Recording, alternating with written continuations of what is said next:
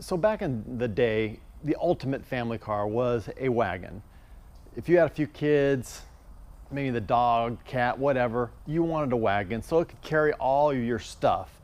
Somewhere along the way, wagons kind of got phased out by SUVs, but I still think wagons are incredibly cool. Thus, enter this one. I'm going to start around the back and we'll do a quick walk around on the car.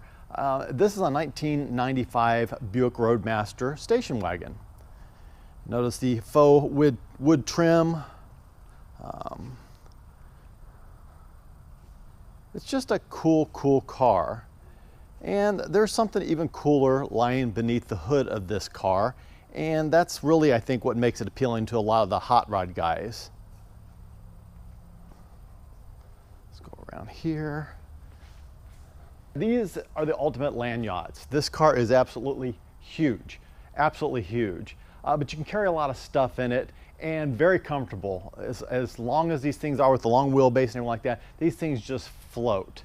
I don't even know how long Buick made these things. I know they made them with a smaller V8, but this particular one has the LT1 V8 in it. Now, if you guys don't know, the LT1 was also used in this era of Corvette. It was used in the Impala SS. And for the day, they were pretty impressive. 260 horsepower, I think just a little over 300 pound-feet of torque. And they did a pretty good job. This car is obviously very heavy, 4,500 pounds. So is it a rocket ship? No, it's not a rocket ship, but it's got a nice little rumble to it, even with the stock exhaust. And it rolls along just fine. It's a good cruiser. The nice thing about this car, it has 80,000 original miles. Everything works on the car. Everything that I've been able to figure out and find, the AC blows ice cold, windows go up and down, which is really rare for this era of GM vehicle. They had a lot of problem with their windows. It's just a very nice cruiser. So this would be a nice road trip car. So there it is, that LT1 V8, really good motor for the time. The water pump's been changed on this particular one, which was a problem in these LT1 motors because the water pumps would go, leak down the OptiSpark, and that would cause all kinds of drama and problems. But this one's actually been changed. You can see it's very clean underneath the hood. Now, overall, the car looks really good. The paint, you can see the grille had a little issue here and someone tried to fix it. I'm not sure what exactly they were doing there, but replacement grills are not that expensive, pretty easy to find. It's got a few issues. Nothing major, but you can see like with the faux wood trim here, and it's just a vinyl wrap type thing, not a big deal. The other issue is the rear bumper.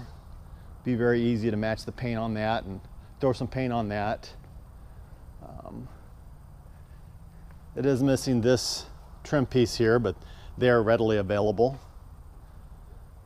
And then, like I said, there's a couple little areas right here, one here up front, but overall very clean car.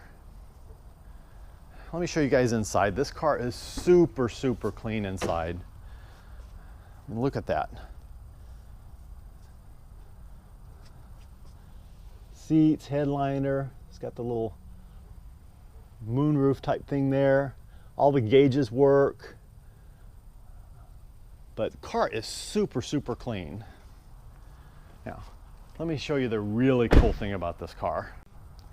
It has a rear facing fold down seat, which I always thought was really cool. Kids can sit back here, they like that. It's a good time. Tailgate opens like that, or if you prefer, down like that for easy access. You can lay the seats down. You could easily put a 4x8 sheet of plywood in there. And really, they're very versatile vehicles. You can haul anything, take the family on a road trip, go anywhere, do anything. Fun cars. You can probably tell the vehicle has been lowered just a little bit, but it still rides really nicely. The rims are kind of cool. They're a Buick rim, but they mimic or look just like the old Impala SS from this era. So they're 17-inch rims, and they're in really good shape. The car overall is just really good shape. So I know, why a wagon? I've always liked wagons, truthfully. At one point in time, I had a Dodge RT wagon, and that was fun, a Magnum. I think that's what they called them, a Magnum, but the station wagon of that era was like a 2005. I've had a couple of Chevelle wagons. Of course, I had the hearse, which is the ultimate wagon. I just think wagons are cool. anytime that I'm looking at vehicles and I happen to see a wagon, I perk up and I check it out. I think wagons are cool. I think this is no exception. Why did I buy it? I really don't know. I had no need for it. I had no use for it, but you know, it caught my attention. As a matter of fact, there's a little story, and it goes back a couple of months, I'll tell you. So it just so happens, Eddie knows I like wagons. I bought him the station wagon to use and run parts and things like that that's over at the shop.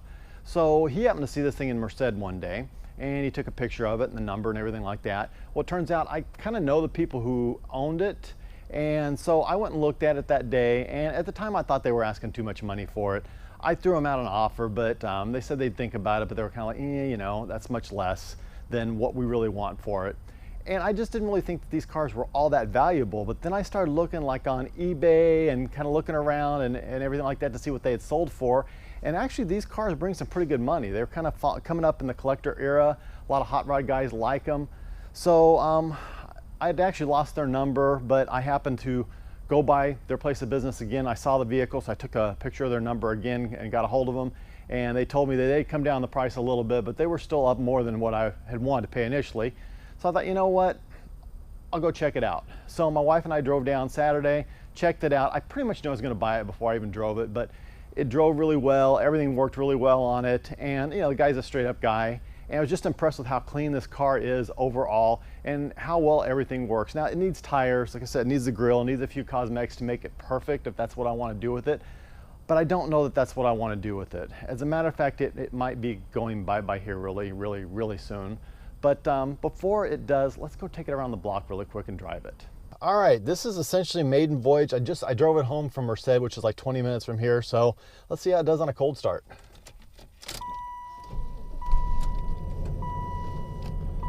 No problem at all. Another nice thing about this car is it had both the working remotes, a bunch of extra keys. Even the stereo works. I think the cassette thing is stuck. It says that there's a cassette in it, but there's not. So there's that, but the CD player works, the AM FM works. Like I said, the air blows nice and cold. I haven't tried the heat, but I assume it does too. Windows go up and down, the seats work. And these seats are just like, it's like sitting in a recliner. It is so comfortable. I haven't tried the lights yet.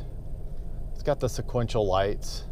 There they are, which is kind of cool. There they are. Yeah, which is really kind of cool. Just neat cars.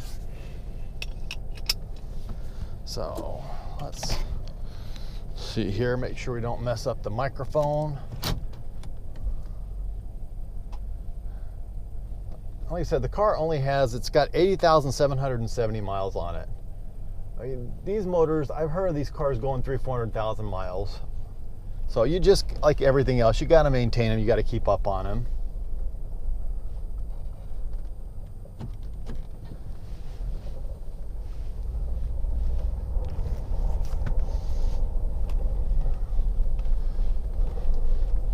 These cars are so huge though. Okay, new position for the camera because it didn't want to stay up over there, so we'll try this.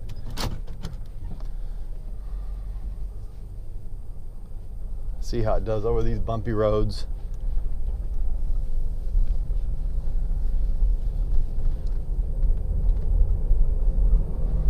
Get a little temperature in it. Like I said, this car's not fast. Obviously, 260 horsepower, 300. Since the camera doesn't want to stay on the windshield, I don't know if it's just too cold this morning or what, but we'll try it this way. Sorry, I was trying to avoid this. But anyway, getting back to the subject at hand. Like I said, the car, 260 horsepower, like 300 pound-feet of torque in a 4,500 pound car. It's not fast, but for a wagon, it's spirited. It's good enough. It'll get you out there and get you out in the traffic. I think 0 to 60 is probably about 7.5 seconds. So obviously not going to impress anybody, but I don't know, the cars are just so cool. The only other thing I noticed with this car is the driver's side mirror. If you guys can kind of see that right there, it's wobbly, which I'm sure is a pretty easy fix. I would definitely fix that. You know, do a few things. It's a really question of how deep would you want to get into this car? What's it really worth? I think I got into it pretty well. I think I can easily get my money back out of it if I want to. And like I said, they're not making these cars anymore. So, you know, they're worth something. And I don't see them going down in value as long as it's taken care of and properly maintained.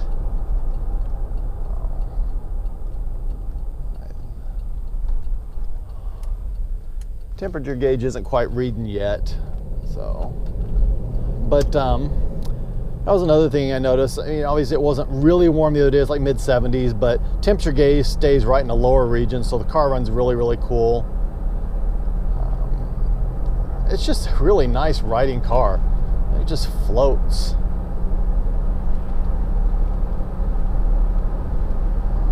It gets up to speed nicely. Cruise control even works, which is really nice for me because I use cruise control all the time.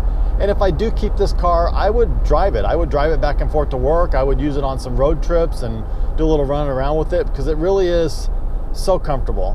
I mean, I love my Kia. It's nice to have all the modern stuff, and it has seat warmers and ventilated seats and different stuff like that. But man, this car is a lot more comfortable.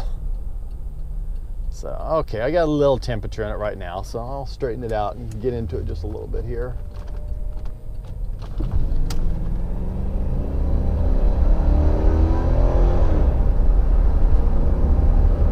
Let me see, it's not a rocket.